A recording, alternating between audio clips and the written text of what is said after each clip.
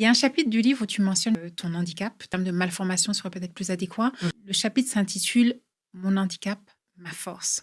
On pense souvent qu'un handicap, qu'il soit visible ou non, peut être justement un frein dans la vie de quelqu'un. Toi, dans ton cas spécifique, tu évoques ça comme étant une force. Est-ce que tu peux développer ça? Comme tu l'as dit, un handicap est souvent vu comme une faiblesse parce que c'est quelque chose qui te met à l'écart des autres ou qui t'isole. Mais suite à des épreuves ou suite à des décisions, je vais dire, j'ai finalement décidé de ne plus le voir comme une faiblesse, mais de le voir comme une force. Quand j'étais plus jeune, j'étais sujette à moquerie parce que je ne parlais pas très bien. Peut-être même aujourd'hui, c'est toujours pas...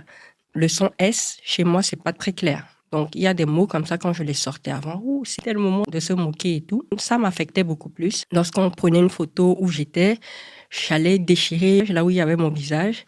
En fait, pour dire que... Il y avait un mal-être. Il y avait un mal-être, en fait. Et le déclic, c'est vraiment un jour, je lisais la Bible. Et là, je tombe sur un passage dans le livre de Jean. Il y avait Jésus, puis accompagné de deux de ses disciples. Et ils ont vu un aveugle. Et là, les disciples ont demandé à Jésus, mais qu'est-ce qui fait que cet aveugle est aveugle? Est-ce que c'est la faute à ses parents? Est-ce qu'il a fait quelque chose de mal? Parce que moi, pour mériter ça, parce que ça, ce sont des questions que je me posais. Mais mon Dieu, qu'est-ce que j'ai fait pour mériter ça? Ce sont des questions que je me posais. Et là, Jésus, dans la Bible, il dit, ce n'est pas parce qu'il a fait quelque chose, il n'a rien fait. C'est pas ses parents qui ont fait quoi que ce soit, mais j'ai permis cela afin que moi, je sois glorifiée au travers de cette situation-là.